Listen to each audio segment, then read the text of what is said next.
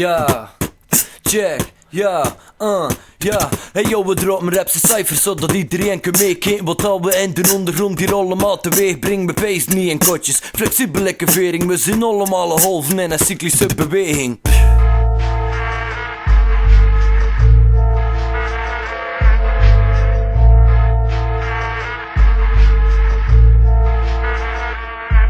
Met de tekst is ik polyvalent, de lyrische chameleon. We rappen echte shit, de rest is fictiever dan Eragon. Je ziet me in Eragon, mijn bluffen staan op onze poten. En we nog eventjes langer wachten is de verbazing dus te groot. Rauwe tracks erop, we varen en we vallen niet buiten de boot. De beste stuurman MP weer de controle van de vloot. Op oorlog mossen worden, we zijn oldschool like de voor. We gaan vooruit, maar niet like het wien die in de rolstoel is geboren. Het is ieder Hughes en Bolt die lopen naar voren. Wanneer maar dat we er vertrouwen zien, kun je niet doen behalve volgen in de spoor. Stevig in de schoen. Er komt zeker geval omdat vele rappers nog meer brood maken dan Peri-Repal. We zien geen competitie, we zijn zwaar per definitie. Zeggen dat we er super vet zijn is nog ons aan een eufemisme, dus bij hun niet. Smoren rappers up like dat ze plunsen. Een killer lijkt tijd en meer one-liners aan Al Bundy. Produceren ze aan de lopende band, ik fabriekswerkers.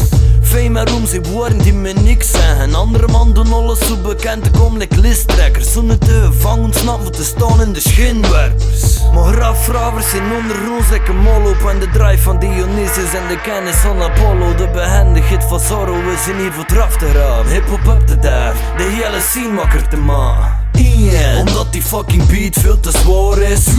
Omdat er inspiratie in me klaar zit. 3. Omdat me er gewoon een hobby vond. Er zijn genoeg eens voor de rappen like dat ik doe.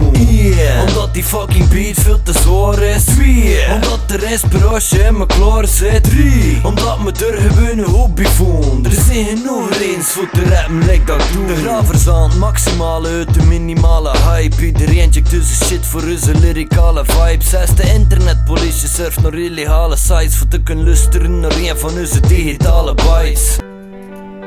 Hey, wie was die man dat weer de man tegen voor de rustbezit? Vorige week de zaterdag gekregen.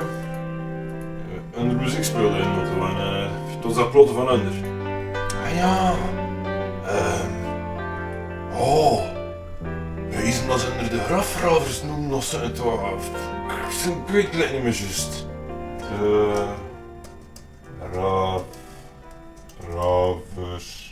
We blijven hiphop maken omdat hiphop in ons bloed zit. De mic staat in mijn kamer zodat Kossan in de boot zit. Slaap me in een alfabet, stroom ik over letters. Ik kom wakker in de middag met een strofe in mijn asses. Damn, dat is mijn formule. Ik kon de drums vuller dan de kwaliteit van de eerste skate tapes van Rodney Mullen. Mijn samples klinken vintage en mijn raps zijn dingen die dope hast. Al doe ik het een beetje eraf voor die man hij maar en dan mijn flow past. Ik elimineer niet hou vast, dat stopt me toen bekende. Je schudt zo hard je kop, je breekt je nekken. Want de ravers droppen zware zetten zo zwaar. Hip-hop weer op zijn plekken, op de nummer 1 spot. Wat valt er nou over te zeggen, buiten? Omdat die fucking beat veel te zwaar is. 2. Omdat er inspiratie in me klaar zit. 3. Omdat me er gewoon een hobby vond. Er zijn genoeg eens voor te rappen like dat ik doe.